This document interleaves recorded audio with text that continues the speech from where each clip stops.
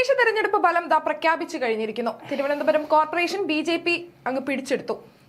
Yadu, corporation BJP പിടിച്ചെടുക്കാനുള്ള കാരണം എന്താണ്? അഞ്ജന, നിരവധി കാരണങ്ങൾ നമുക്ക് ചൂണ്ടിക്കാണിക്കാമെങ്കിലും തിരുവനന്തപുരം കോർപ്പറേഷൻ BJPക്ക് എളുപ്പത്തിൽ പിടിച്ചെടുക്കാൻ സാധിച്ചതിൻ്റെ ഏറ്റവും പ്രധാന ഘടകമെന്ന് പറയുന്നത് ആര്യ രാജേന്ദ്രൻ ഫാക്ടർ തന്നെയാണ്. ആര്യ രാജേന്ദ്രൻ എന്ന രാജ്യത്തെ ഏറ്റവും പ്രായം കുറഞ്ഞ മേയർ എന്ന നിലയിൽ CPM-ഉം LDF-ഉം അമിതമായി ആഘോഷിച്ച ആ മേയർ തന്നെയാണ്, അവരുടെ ഇടപെടലുകൾ തന്നെയാണ്, ഭരണത്തിലുണ്ടായ പോരായ്മകളും പിഴവുകളും തന്നെയാണ് BJPക്ക് പ്രതിപക്ഷമെന്ന നിലയിൽ നിന്ന് ഭരണപക്ഷത്തേക്ക് എളുപ്പത്തിൽ എത്താനുള്ള വഴിയൊരുക്കിയത് എന്ന് പ്രാഥമികമായി പറയാം. കാരണം ആര്യ രാജേന്ദ്രൻ്റെ പ്രവർത്തനങ്ങൾ, അവരുടെ ഇടപെടലുകൾ, ഡ്രൈവർ യദുവുമായിട്ടുണ്ടായ ഒരു വിഷയം, ആ തർക്കം, അതുമായി ബന്ധപ്പെട്ട് നടന്ന പലതരത്തിലുള്ള സംഭവ വികാസങ്ങൾ, ഇതൊക്കെ സാധാരണക്കാരായ ജനങ്ങൾക്ക്, അടിസ്ഥാന വർഗത്തിന് ഒക്കെ CPM-നോട് LDF-നോട് വലിയ വെറുപ്പുണ്ടാകുന്നതിന് കാരണമായി. അതായത് രാജഭരണകാലത്തേക്ക് ഓർമ്മിപ്പിക്കുന്ന വിധത്തിൽ മേയറും അവരുടെ ഭർത്താവും അധികാരം ഉപയോഗിച്ച് ഒരു പാവപ്പെട്ട ഡ്രൈവറെ നിരന്തരമായി വേട്ടയാടുന്ന കാഴ്ചകൾ, അത് കേരള ജനതയെ മൊത്തത്തിൽ വല്ലാതെ വിഷമിപ്പിക്കുകയും അമ്പരപ്പിക്കുകയും ചെയ്തു. കാരണം ഒരു തൊഴിലാളി വർഗ പാർട്ടിയുടെ പ്രധാനപ്പെട്ട യുവ നേതാക്കളിൽ നിന്ന് തീർത്തും മാടമ്പിത്തരം നിറഞ്ഞ ഇടപാടുകൾ ഉണ്ടായി എന്നുള്ളത് ജനങ്ങൾ അന്നേ നോട്ട് ചെയ്തു വെച്ചതാണ്. കേരളം മുഴുവൻ അതിനെതിരെ വലിയ പ്രതിഷേധം ജനങ്ങൾക്കിടയിൽ ഉണ്ടായിരുന്നു, അത് വലിയ ചർച്ചയായി. അപ്പോൾ സ്വാഭാവികമായിട്ടും തിരുവനന്തപുരത്തെ ജനങ്ങൾ, തിരുവനന്തപുരം കോർപ്പറേഷൻ പരിധിയിലുള്ള വോട്ടർമാർ ഇതിനൊരു പണി കൊടുക്കണമെന്ന് തീരുമാനിച്ച് പണി കൊടുത്തത് തന്നെയാണ് LDF-ൻ്റെ ഈ ദയനീയ പതനത്തിന് കാരണം എന്നുള്ളതാണ് പ്രാഥമികമായി പറയാനുള്ളത്. സാമൂഹ്യമായിട്ട്, മാനുഷികമായിട്ട് ഇടതുപക്ഷ പ്രവർത്തകർ, ഇടതുപക്ഷത്തോട് ചേർന്ന് നിൽക്കുന്ന നേതാക്കൾ, അവരെത്ര വലിയ അധികാര പദവികളിൽ ഇരിക്കുന്നവരാണെങ്കിലും മര്യാദയോടെ പെരുമാറണം എന്നതാണ് അതിൽ നമ്മൾ പഠിക്കേണ്ട പാഠം. അതായത് LDF-നെ, CPM-നെ തൊഴിലാളി വർഗ പാർട്ടി എന്ന നിലയിൽ ജനങ്ങൾക്കൊപ്പം നിൽക്കുന്ന, സാധാരണക്കാർക്കൊപ്പം നിൽക്കുന്ന ഒരു പാർട്ടിയായും അതിന് നേതാക്കൾ അങ്ങനെ ഇടപെടണമെന്ന് തന്നെയാണ് ജനങ്ങൾ കരുതുന്നത്. പക്ഷെ അതിന് ഘടകവിരുദ്ധമായി അഹങ്കാരവും ധാർഷ്ട്യവും മാടമ്പിത്തരവും നിറഞ്ഞ സ്വഭാവം കൊണ്ട് സാധാരണക്കാരനെ വേട്ടയാടാൻ, വെല്ലുവിളിക്കാൻ അവർ ഇറങ്ങി പുറപ്പെട്ടാൽ അവരുടെ പതനം ജനങ്ങൾ കുറിച്ചിരിക്കും. അതാണ് തിരുവനന്തപുരത്ത് ഉണ്ടായ ദയനീയമായ വീഴ്ചയുടെ ഏറ്റവും പ്രധാനപ്പെട്ട കാരണം. പിന്നെ പറയുകയാണെങ്കിൽ നിരവധി കാരണങ്ങളുണ്ട്. അതിൽ ഏറ്റവും ആദ്യം നമ്മൾ എടുത്തു പറയേണ്ടത് രാജീവ് ചന്ദ്രശേഖർ എന്ന BJP സംസ്ഥാന അധ്യക്ഷൻ്റെ ആ അധ്യക്ഷനായി അവരോധിതനായതിനു ശേഷമുള്ള മാസ്റ്റർ പ്ലാനിനെ കുറിച്ചാണ്. അതെ, അദ്ദേഹത്തെ സംബന്ധിച്ച് വലിയൊരു കോൺഫിഡൻസ് ആയിരുന്നു തിരുവനന്തപുരത്തെ പറ്റി പറയുമ്പോൾ രാജീവ് ചന്ദ്രശേഖറിനുള്ളത്.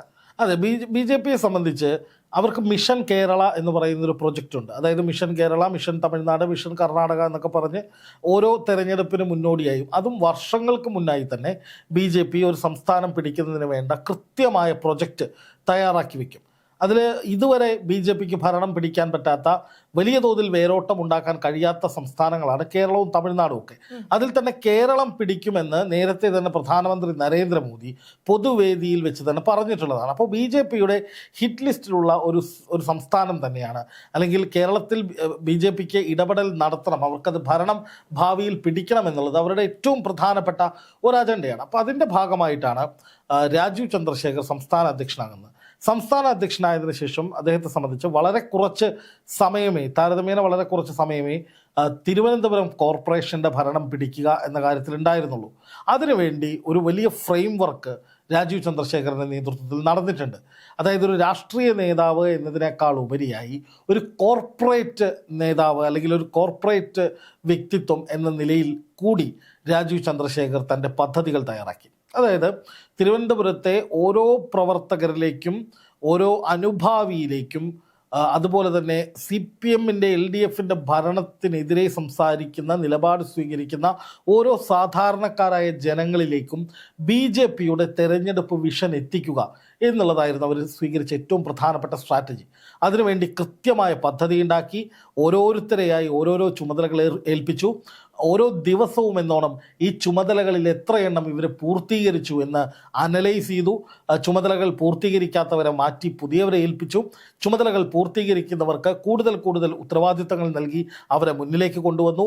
അങ്ങനെ കൃത്യമായി പറഞ്ഞാൽ ഒരു ലക്ഷ്യം നേടിയെടുക്കാൻ വേണ്ടി അതിൻ്റെ ഏതറ്റം വരെ പോകാമോ അത്രയും BJP അവിടെ പോയിട്ടുണ്ട് എന്നുള്ളത് വ്യക്തമാണ്. അത് 10% വിജയിക്കുകയും ചെയ്തു. അതെ, അതായത് രാജീവ് ചന്ദ്രശേഖറിൻ്റെ ലീഡർഷിപ്പ് ക്വാളിറ്റി, കോർപ്പറേറ്റ് മാനേജ്മെൻറ്റ്, ഇതൊക്കെ ഒന്നിച്ച് ചേർന്ന് നിന്നിട്ടുള്ള ഒരു കൃത്യമായ ഇലക്ഷൻ വർക്കാണ് തിരുവനന്തപുരം കോർപ്പറേഷനിൽ BJP നടത്തിയത് എന്നുള്ളത് അസന്നിഗ്ധമായി പറയാൻ സാധിക്കും. അടുത്ത കാരണം, ഒരു മൂന്നാമത്തെ റീസണായിട്ട് നമുക്ക് പറയാൻ കഴിയുക, BJPയുടെ വിഷൻ തിരുവനന്തപുരം എന്ന് പറയുന്ന മറ്റൊരു പ്രൊജക്റ്റാണ്. അതായത് BJP അധികാരത്തിൽ വന്നാൽ എവിടങ്ങളിലൊക്കെ മാറ്റങ്ങൾ വരണം എന്നതിനെ സംബന്ധിച്ച് BJP കൃത്യമായി അവിടെ പഠനം നടത്തി. കാരണം 2 ടേമായി പ്രതിപക്ഷത്തിരിക്കുന്നവരാണ് BJP. അതുകൊണ്ട് തന്നെ അവർക്ക് അവിടുത്തെ പ്രശ്നങ്ങൾ അറിയാം, ജനങ്ങളുടെ വിഷയങ്ങൾ അറിയാം, അവിടെ എന്തൊക്കെ ഭരണവീഴ്ചകൾ ഈ ഭരണകൂടത്തിൻ്റെ ഭാഗത്ത് നിന്ന്, അതായത് കോർപ്പറേഷൻ ഭരിക്കുന്ന ആളുകളുടെ ഭാഗത്ത് നിന്ന് ഉണ്ടാകുന്നുണ്ട് എന്ന് അവർക്ക് മനസ്സിലാക്കാൻ സാധിക്കും. അങ്ങനെ ജനങ്ങളുടെ പ്രശ്നങ്ങൾ അടിത്തട്ടിൽ നിന്ന് അറിയുകയും അതിനൊക്കെ പരിഹാരമായി ഇന്നിന്ന പദ്ധതികൾ ഞങ്ങൾ കൊണ്ടുവരുമെന്ന് തെരഞ്ഞെടുപ്പിനോടനുബന്ധിച്ച് പ്രഖ്യാപിക്കാനും അത് ജനങ്ങളെ വളരെ ലളിതമായ ഭാഷയിൽ പറഞ്ഞു മനസ്സിലാക്കാനും കേന്ദ്ര സർക്കാരിൻ്റെ വലിയ സാമ്പത്തിക പിന്തുണ ഇക്കാര്യത്തിൽ കോർപ്പറേഷന് ലഭിക്കുമെന്ന്, അതായത് കേന്ദ്ര പദ്ധതികളിൽ ഉൾപ്പെടുത്തി ഇതെല്ലാം പരിഹരിച്ചു തരാമെന്ന് ജനങ്ങളോട് വാഗ്ദാനം ചെയ്യാനും അത് നടക്കും എന്ന് നിരന്തരമായി പറഞ്ഞ് ബോധ്യപ്പെടുത്താനും അവിടെ BJPക്ക് കഴിഞ്ഞിട്ടുണ്ട്. അതായത് BJPയുടെ വിഷൻ എന്ന് പറയുന്നത് ഇപ്പോൾ റോഡുകളുടെ വിഷയമായിക്കൊള്ളട്ടെ, പൈപ്പ്, കുടിവെള്ളം, കുട്ടികളുടെ യാത്രാക്ലേശം, കുട്ടികളുടെ പഠനവുമായി ബന്ധപ്പെട്ട വിഷയം, പാവപ്പെട്ടവരുടെ ഉപജീവന മാർഗവുമായി ബന്ധപ്പെട്ട വിഷയം, സാധാരണക്കാരായ തൊഴിലാളികൾക്ക് അവിടെ കോർപ്പറേഷൻ പരിധിയിൽ നേരിടുന്ന പ്രശ്നങ്ങൾ, അങ്ങനെ ഓരോ സാധാരണക്കാരെയും ഓരോ വിഭാഗത്തിൽപ്പെട്ടവരെയും ഇഴകീറി പരിശോധിച്ച് അതിനൊക്കെ പരിഹാരമുണ്ടാക്കാൻ ഞങ്ങളുടെ കയ്യിൽ പദ്ധതിയുണ്ട് എന്ന് അവരോട് പറഞ്ഞ് ആ പദ്ധതികൾ വിശദീകരിച്ച് അവരെ കൺവിൻസ് ചെയ്ത് ആ പദ്ധതികൾ വരുമെന്ന പ്രതീക്ഷ അവരിൽ ഉണ്ടാക്കി അങ്ങനെ അവരെ BJPക്ക് വോട്ട് ചെയ്യിച്ച വളരെ കാലം നീണ്ടു നിന്ന ഒരു തന്ത്രം, അല്ലെങ്കിൽ തന്ത്രം എന്നല്ല പറയുക, ഒരു നീക്കം അല്ലെങ്കിൽ അവരുടെ ഒരു പദ്ധതി, അതാണ് ശരിക്കും BJP കൈക്കൊണ്ടത്. അതായത് രാഷ്ട്രീയത്തിനതീതമായി വികസനം, ഭാവി, രാജ്യത്തെ ഏറ്റവും പ്രധാനപ്പെട്ട 5 നഗരങ്ങളിൽ ഒന്നിൽ തിരുവനന്തപുരത്തിൻ്റെ പേരുണ്ടാകും. BJP ജയിച്ച് 45 ദിവസത്തിനുള്ളിൽ പ്രധാനമന്ത്രി നരേന്ദ്രമോദി തിരുവനന്തപുരത്ത് വരും, അദ്ദേഹം വന്ന് ഈ വിഷയങ്ങളൊക്കെ പരിഹരിക്കാനുള്ള ഇനിഷ്യേറ്റീവ് എടുക്കും എന്നൊക്കെ പറഞ്ഞ് ജനങ്ങളിലൊരു വലിയ വിശ്വാസം ആർജിച്ചെടുക്കാനായിട്ട് BJPക്ക് കഴിഞ്ഞു. അപ്പോൾ ജനങ്ങൾ നോക്കുമ്പോൾ LDFൻ്റെ ഭാഗത്ത് നിന്ന് ഒരുപാട് ഭരണവീഴ്ചകൾ ഉണ്ടാകുന്നുണ്ട്. റോഡുകൾ മുഴുവൻ ഇപ്പോഴും തിരുവനന്തപുരത്ത് പല ഭാഗങ്ങളിലും തകർന്ന് തരിപ്പണമായി കിടക്കുകയാണ്. കുടിവെള്ള പ്രശ്നം പലയിടങ്ങളിലുമുണ്ട്. വൃത്തിയുടെ കാര്യത്തിൽ പല മേഖലകളിലും പ്രശ്നങ്ങൾ ഉണ്ടായിട്ടുണ്ട്. ഇതൊക്കെ നമ്മൾ തിരുവനന്തപുരത്തും ചുറ്റുപാടും സഞ്ചരിച്ചാൽ കാണാവുന്ന കാര്യമാണ്. അപ്പോൾ തിരുവനന്തപുരം ഇങ്ങനെ പിന്നോക്കം നിൽക്കേണ്ട ഒരു മേഖലയല്ല. തിരുവനന്തപുരം കോർപ്പറേഷൻ പരിധി, നഗര കേന്ദ്രം ഒരിക്കലും ഇങ്ങനെ നശിച്ചു പോകേണ്ട ഒരു സ്ഥലമല്ല, മറിച്ച് വലിയ തോതിലുള്ള ഒരു മുന്നേറ്റം അവിടെ വരേണ്ടതുണ്ട് എന്നുള്ളത് തന്നെയാണ് BJP സ്വീകരിച്ചിട്ടുള്ള നയം. അത് ജനങ്ങളെ ബോധ്യപ്പെടുത്താൻ വേണ്ടിയിട്ട് BJPക്ക് സാധിച്ചു. ഇപ്പോൾ RC എന്ന പേര് രാജീവ് ചന്ദ്രശേഖർ എന്നാണെങ്കിൽ അതിനെ RC എന്ന് എഴുതിയിട്ട് റിയൽ ചേഞ്ച് എന്ന രീതിയിൽ BJPക്കാരെ പ്രചരിപ്പിക്കുന്നുണ്ട്.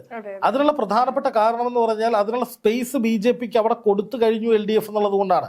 LDFൻ്റെ ഭരണവീഴ്ചകളിൽ പകരം UDFനെ വിജയിപ്പിക്കാനായിട്ട് അത്രയും സ്ട്രെങ്ത് ഇല്ല അവിടെ UDFന്. കഴിഞ്ഞ കോർപ്പറേഷനിൽ വെറും 10 സീറ്റാണ് 100-ൽ കിട്ടിയത്.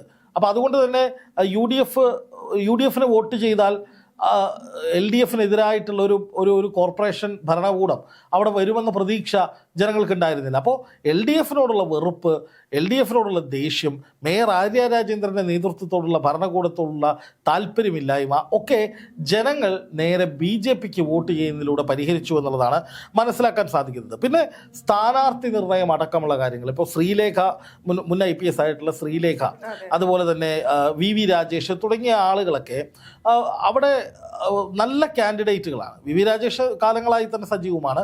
പക്ഷെ ശ്രീലേഖയെ കൊണ്ടുവരുന്നു, അതുപോലെ യുവാക്കളെ കൊണ്ടുവരുന്നു. അവരെയൊക്കെ കൊണ്ടുവന്ന് ജനങ്ങൾക്കൊരു പ്രതീക്ഷ കൊടുക്കുന്നു. ശ്രീലേഖ ഉൾപ്പെടെയുള്ള ആളുകളുടെ പ്രചാരണങ്ങളൊക്കെ അതിലവർ ഉന്നയിക്കുന്ന മുദ്രാവാക്യങ്ങൾ വെറും രാഷ്ട്രീയമായിരുന്നില്ല, മറിച്ച് അവർ ജനങ്ങളുടെ പ്രശ്നങ്ങൾക്കെല്ലാം ഞങ്ങളുടെ കയ്യിൽ പരിഹാരമുണ്ട് എന്ന് നിരന്തരമായി പറഞ്ഞുകൊണ്ടിരുന്നു. ആ പറച്ചിൽ ജനങ്ങൾ വിശ്വസിച്ചു, ജനങ്ങൾ വിശ്വാസത്തിലെടുത്തു എന്ന് തന്നെ വേണം കരുതാൻ. അതുപോലെ LDFിൻ്റെ നേതൃത്വത്തിൽ ഉള്ള ഭരണസമിതി കേന്ദ്ര ഫണ്ടുകൾ ലാപ്സാക്കി ഇവിടുത്തെ വികസനം നശിപ്പിച്ചു, വികസനം വരേണ്ടിയിടങ്ങളിൽ വികസനം വന്നില്ല തുടങ്ങിയ നിരവധി വാദങ്ങൾ അവിടെ പ്രധാനമായി ജനങ്ങൾക്കിടയിലേക്ക് BJP വെച്ചു. അത് അവരെ ഏറ്റെടുത്തു എന്നുള്ളതാണ് മറ്റൊരു വിഷയം. ഇനി ഏറ്റവും ഒടുവിൽ 5ാമത്തെ വിഷയം എന്ന് പറയുന്നത് ശബരിമല വിഷയം തന്നെയാണ്. കാരണം തിരുവനന്തപുരത്തെ സംബന്ധിച്ച് നമുക്കറിയാം, അനന്തപത്മനാഭൻ്റെ മണ്ണാണ്, ഹൈന്ദവ വോട്ട് ബാങ്കുകൾ ഭൂരിപക്ഷമുള്ള ഒരു സ്ഥലമാണ്, വിശ്വാസികളായിട്ടുള്ള ഹിന്ദുക്കൾ വളരെ കൂടുതലുള്ള പ്രദേശമാണ്. അപ്പോൾ സ്വാഭാവികമായിട്ടും അവിടെ ഈ രാഹുൽ മാങ്കൂട്ടത്തിൻ്റെ പെണ്ണ് കേസൊന്നും ചർച്ചയേ ആവത്തില്ല. കോൺഗ്രസ് പെണ്ണുപിടിയന്മാരാണ്, അല്ലെങ്കിൽ സംഘപരിവാറിൻ്റെ UPയിലെ കഥയും ബീഹാറിലെ കഥയും മൊത്തത്തിൽ ചർച്ചയായിട്ടില്ല എന്നുള്ളൊരു തെളിവ് ഇപ്പോൾ വന്നല്ലോ. അതെ, അപ്പോൾ അതായത് CPMന് സംഭവിച്ചൊരു പിഴവെന്ന് പറയുന്നത് അവിടെ BJP രണ്ടാമത് നിൽക്കുന്ന BJP ഭരണത്തിലേക്ക് വരാൻ പോവുകയാണ് എന്ന ട്രെൻഡ് മനസ്സിലാക്കാൻ കഴിഞ്ഞില്ല. ഇന്ന് രാവിലെ ചാനലുകൾ വി ശിവൻകുട്ടിയെ കണ്ട് ഒരു ബൈറ്റ് എടുത്തപ്പോൾ അദ്ദേഹം പറയുന്നത് 60 സീറ്റ് LDFന് കിട്ടും, അവിടെ വീണ്ടും കോർപ്പറേഷൻ പിടിക്കും എന്നാണ് വി ശിവൻകുട്ടി പറയുന്നത്. ഭരണവിരുദ്ധ വികാരം എന്നൊന്നും ജനങ്ങളുടെ മനസ്സിലേ ഇല്ല എന്നാണ് പറയുന്നത്. അപ്പോൾ ഈ ജനങ്ങളുടെ പൾസ് അറിയുന്നതിൽ വലിയ വീഴ്ച CPMന് LDFന് സംഭവിച്ചിട്ടുണ്ട് എന്നുള്ളത് യാഥാർത്ഥ്യമാണ്. ഇപ്പോഴും ഭരണവിരുദ്ധ വികാരം ഇല്ല. ജനങ്ങൾ പിണറായി ഭരണത്തിൽ വളരെയധികം സന്തുഷ്ടരാണ് എന്നൊക്കെ പറയണമെങ്കിൽ ജനങ്ങളുമായി വലിയ ബന്ധമൊന്നും ഇവർക്കില്ല എന്ന് വേണം കരുതാൻ. അപ്പോൾ അങ്ങനെ കോൺഫിഡൻ്റ് ആയിട്ട് അല്ലെങ്കിൽ ഓവർ കോൺഫിഡൻസിൽ, അമിത ആത്മവിശ്വാസത്തിൽ ഇരിക്കുന്ന അവരെ സംബന്ധിച്ച് ഈ പറയുന്ന പോലെ BJP അടിത്തട്ടിൽ പണിയെടുത്ത് കയറി വരുന്നത് മനസ്സിലാക്കാൻ കഴിയാതെ പോയിട്ടുണ്ടാകുമെന്നാണ് ഞാൻ വിശ്വസിക്കുന്നത്. അല്ലെങ്കിൽ ഇത്രയും കോൺഫിഡൻ്റ് ആയിട്ട് ഞങ്ങൾ ഈസിയായി വിജയിക്കുമെന്നൊക്കെ മേയർ ആര്യ രാജേന്ദ്രനെ പോലെ പരാജയപ്പെട്ട ഒരു ഭരണാധികാരി ഭരിച്ച സ്ഥലത്ത് നിന്ന് CPM പറയണമെങ്കിൽ അതിന് കാര്യമായിട്ട് എന്തോ പ്രശ്നമുണ്ട്, അപാകതകളുണ്ട് എന്ന് തന്നെ വേണം മനസ്സിലാക്കാൻ. പിന്നെ വീണ്ടും പറയാനുള്ള ഒരു കാര്യമെന്ന് പറഞ്ഞാൽ ശബരിമല വിഷയത്തിൽ ഹൈന്ദവരായിട്ടുള്ള ഭക്തരായിട്ടുള്ള ആളുകൾ, അവരെ സംബന്ധിച്ച് CPMനൊരു പണി കൊടുക്കണം എന്നവർ ചിന്തിക്കുന്നുണ്ട്. കാരണം അവർ പ്രാർത്ഥിക്കുന്ന, അവർ കൈകൂപ്പി തൊഴുന്ന ഭഗവാന്റെ സ്വർണം അടിച്ചു കൊണ്ടുപോയ ടീമെന്ന് പറയുന്നത് ആ ടീം ഒരിക്കലും ഹൈന്ദവ വിശ്വാസികളുടെ കൺമുന്നിൽ പോലും വരാൻ പാടില്ലാത്തവരാണ് എന്ന നിലയിലേക്ക് ഒരു തീരുമാനം വിശ്വാസികളുടെ ഭാഗത്തു നിന്നുണ്ടായിട്ടുണ്ട്. അത് BJPക്ക് ഗുണകരമായി വന്നിട്ടുണ്ട്. BJP അധികാരത്തിൽ വന്നാൽ ക്ഷേത്രങ്ങൾ സംരക്ഷിക്കും, ക്ഷേത്രങ്ങൾക്ക് ഗുണകരമാകും, അല്ലെങ്കിൽ അങ്ങനെ ഹൈന്ദവ വിശ്വാസികൾക്ക് വിശ്വാസം സംരക്ഷിക്കുന്ന നടപടി ഉണ്ടാകുമെന്നൊക്കെ പറഞ്ഞ് ഹൈന്ദവ വിശ്വാസികൾക്കിടയിൽ വ്യാപകമായൊരു വോട്ട് ബാങ്ക് ഏകീകരണം ഉണ്ടാക്കാനും BJPക്ക് കഴിഞ്ഞിട്ടുണ്ട്. അതും തിരുവനന്തപുരത്ത് ഗുണകരമായിട്ടുണ്ട്.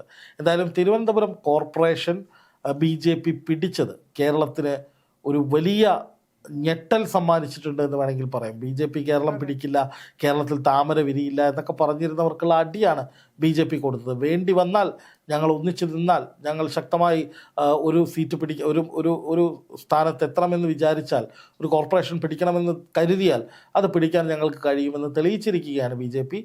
അത് LDFിൻ്റെ പരാജയം തന്നെയാണ്. കാരണം നേമത്ത് കഴിഞ്ഞ പ്രാവശ്യം രാജഗോപാലിൻ്റെ അക്കൗണ്ട് ഞങ്ങൾ പൂട്ടിച്ചു, അതുപോലെ തന്നെ കോർപ്പറേഷനിൽ ഇനി BJP അധികാരത്തിൽ വരാൻ അനുവദിക്കില്ല എന്നൊക്കെയാണ് ശിവൻകുട്ടിയും കടകംപള്ളിയും പോലുള്ള നേതാക്കളൊക്കെ ആവർത്തിച്ച് പറഞ്ഞിരുന്നത്. അതായത് ഞങ്ങളുള്ളിടത്ത് സംഘപരിവാർ വാഴില്ല എന്നൊക്കെ പറഞ്ഞിരുന്ന, അങ്ങനെയൊക്കെ അഹങ്കരിച്ചിരുന്ന LDFന് കിട്ടിയ ശക്തമായ തിരിച്ചടി തന്നെയാണ്. അത് അംഗീകരിക്കുക തന്നെ വേണം. BJPയുടെ ഒരു വലിയ വിജയം, വമ്പൻ വിജയം, അവരെ പണിയെടുത്ത് നേടിയ വിജയം എന്ന് തന്നെ അതിനെ വിശേഷിപ്പിക്കും.